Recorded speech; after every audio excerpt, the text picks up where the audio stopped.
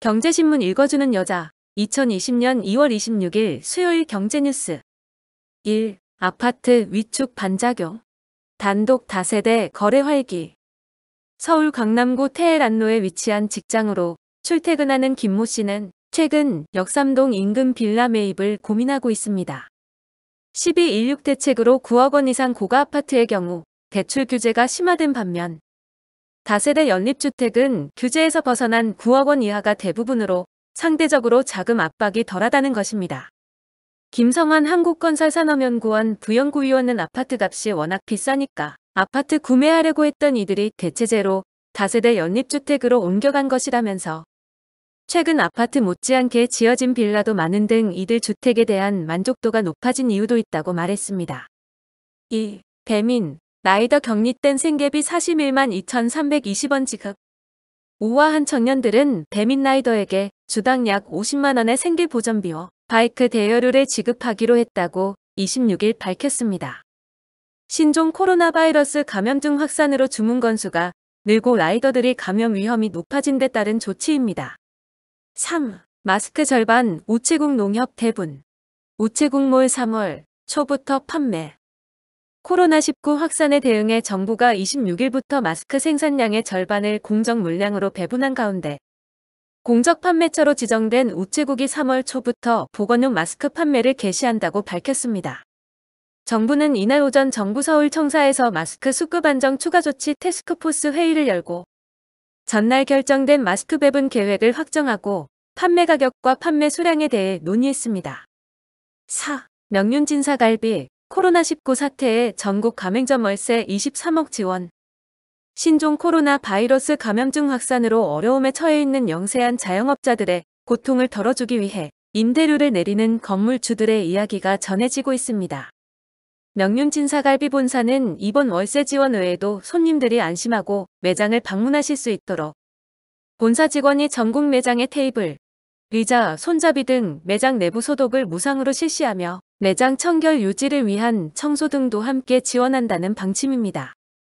명륜진사갈비 본사에 따르면 이번 코로나19 사태에도 불구하고 다양한 마케팅과 광고를 통해 쌓아온 브랜드 이미지를 통해 동종업계에 비해서는 비교적 피해 규모를 선방하고 있다고 전했습니다. 5. LG전자, 독일 벤츠모 기업의 우수 공급사로 선정돼. LG전자는 독일 자동차 제조 그룹 다임러 AG로부터 우수 공급사로 선정됐다고 26일 밝혔습니다. 고객가치 기여도, 향후 비전 등이 뛰어난 공급업체에 주는 상으로 다임러는 LG전자가 공급한 차량용 터치스크린이 다임러의 인간공학적 휴먼 머신 인터페이스에 기여한 점을 높게 평가했습니다. LG전자는 재작년부터 다임러에 차량용 터치스크린을 공급하고 있습니다. 6. 정의선 현대제철 사내이사직 사임. 자동차 집중. 정의선 현대차그룹 수석 부회장이 현대제철 사내이사직에서 공식 사임했습니다. 현대제철 사내이사 임기가 1년 남아있는 상황에서 사임한 것은 그룹의 핵심인 자동차 사업에 더욱 집중하기 위한 것으로 풀이되고 있습니다. 정 부회장은 현대차와 기아차, 현대모비스 등 자동차 계열사의 사내이사직은 유지합니다. 7. 요기요의 꼼수? 배달 주문은 쉽게, 취소는 어렵게. 배달의 민족은 제휴사업자인 음식점이 주문을 접수하기 전까지인 반면 요기요는 10초, 배달통은 30초 내 취소하지 않으면 고객센터 음식점에 연락해야 했습니다. 요기요는 고객센터에, 배달통은 소비자가 두 곳에 모두 연락을 해야 취소가 가능했습니다. 8. 지난해 합계 출산율 0.92명 2년째 0명대, 인구 자연 증가 8,000명 그쳐. 우리나라 여성 1명이 평생 낳을 것으로 예상하는 아기의 수인 합계 출산율이 지난해 사상 최저인 0.92명으로 집계돼 2년 연속 1명 미만 기록을 이어갔습니다. 통계청은 2019년 인구 동향 조사에서 출생 사망 통계를 잠정 집계한 결과 지난해 합계 출산율이 전년의 0.98명에서 더 낮아진 0.92명을 기록했다고 밝혔습니다. 이에 따라 출생아 수에서 사망자 수를 뺀 인구 자연 증가 수는 전년에 28,000명에서 2만 명이나 감소한 8,000명에 그쳐 이 역시 지난 1970년 통계 작성 이후 최저치를 보였습니다. 9. 세븐일레븐 대구 경북점 포서 생필품 최대 30% 할인.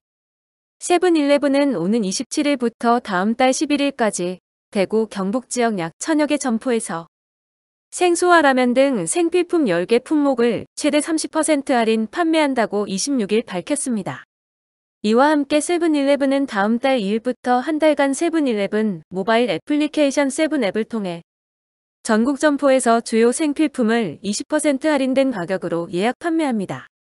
10. 기업 체감 경기 역대 최대폭 하락.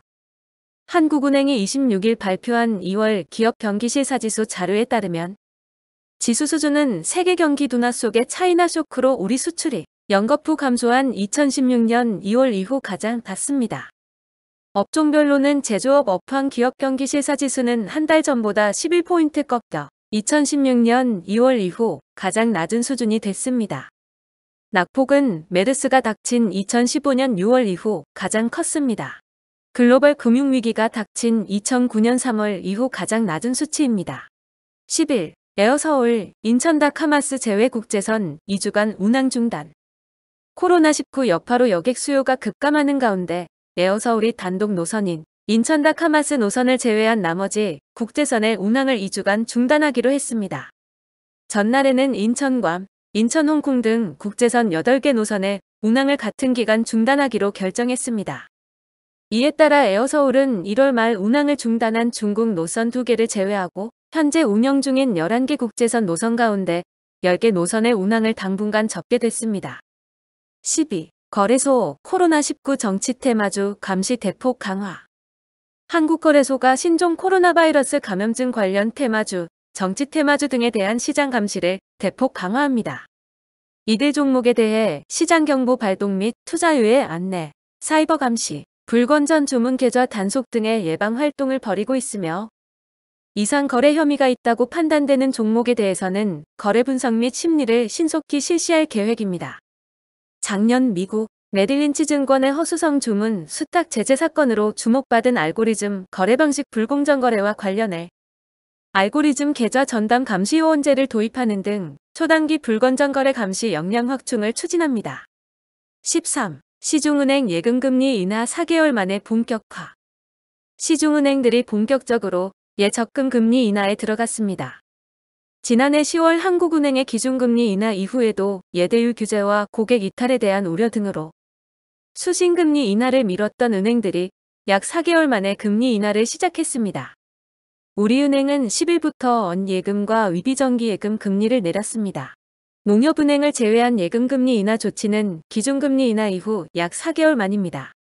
14. 삼성전자, 스마트폰 속 디지털 금고로 개인정보 지킨다.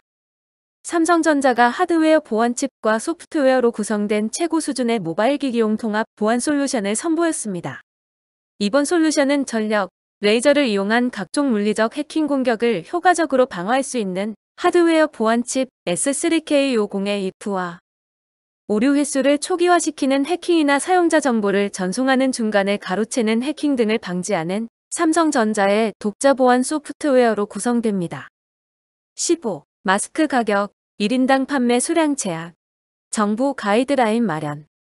이번에 확보된 공적 물량에 대해서는 가급적 많은 국민들이 마스크를 구매할 수 있도록 불가피하게 1인당 판매 수량을 제한할 예정이라며 회의를 통해 마스크 배분 계획을 확정하고 마스크 판매 가격과 판매 수량 등에 대한 가이드라인을 마련하겠다고 설명했습니다. 16. 포스코 1% 나눔재단 아이디어 공모 당선작 2개 대표 사업 추진. 포스코 1% 나눔재단이 신규 사업 아이디어 공모전 선정 작품 중 장애예술인 국가유공자 지원 프로젝트 2건을 올해 대표 사업으로 추진합니다. 포스코 1% 나눔재단은 더 나은 세상을 구현하기 위한 신규 사업 아이디어 공모전을 시행한 결과 11건의 우수 아이디어를 선정했다고 26일 밝혔습니다. 이 가운데 장애예술인 대중화 프로젝트와 국가유공자 첨단보조기구 지원 프로그램은 재단의 대표 사업으로 추진됩니다. 17. 현대차그룹 코로나19 예방 피해 복구 50억 원 지원. 현대차그룹과 협회는 특히 대구 경북 지역을 중심으로 찾아가는 방역 서비스를 조기에 실시하고 방역 물품, 생필품 등을 적기 공급하는 데 집중합니다. 재난 취약계층이 주로 이용하는 노인 장애인 시설과 지역 아동센터, 복지관 등을 직접 찾아가 방역 서비스를 제공하고 열감지기, 손세정제, 마스크 등을 제공함으로써 코로나19 감염을 사전에 예방할 수 있도록 도울 방침입니다. 18. 대기업 공채 연기. 채용시장도 빨간불. 코로나19 확산으로 채용시장에도 빨간불이 켜졌습니다. 올해 상반기 채용 일정도 아직 확정하지 못한 상태입니다. LG전자는 공개 채용 일정을 아직 확정하지 못했습니다. GS는 계열사마다 상반기 채용 일정을 연기하거나 재고하고 있고 포스코와 한화그룹 역시 채용 일정을 조정하는 방안을 검토 중인 것으로 알려졌습니다. 대기업들의 채용 일정이 유동적으로 바뀌면서 구직자들의 고민도 깊어지고 있습니다. 19. 온라인 주문 폭주에 새벽 배송 품절 사태. 코로나19 환자가 전국적으로 늘어나면서 온라인 주문이 급증하고 있습니다. 물량 수급과 배송에도 이딴 차질이 나타나고 있습니다. 새벽 배송을 하는 곳도 마찬가지입니다. 마감 시간보다 5시간 빠른 저녁 6시. 이미 상품 대다수가 품절입니다. 위생용품에 이어 신선식품과 생필품까지 물량과 배송 인력 문제로 품절이 계속되고 있어 장기적인 수급 우려까지도 나오고 있습니다. 20. 산업부. 2024년까지 중견기업 6,000개로 늘린다. 정부가 2018년 기준 4,635개이던 국내 중견기업을 2024년까지 6,000개까지 늘린다는 목표 아래 본격적인 지원에 나섭니다. 정부는 이를 토대로 2024년까지 중견기업 수를 2018년 말보다 29.4% 늘어난 6,000개까지 늘릴 계획입니다. 또 월드클래스 플러스 등 중견기업을 타깃으로 한 정부 지원 연구개발 사업 등을 통해 이들 기업이 핵심 기술 개발에 나설 수 있도록 지원할 계획입니다. 2020년 2월 26일 수요일 경제뉴스 끝. 구독과 좋아요 부탁드립니다.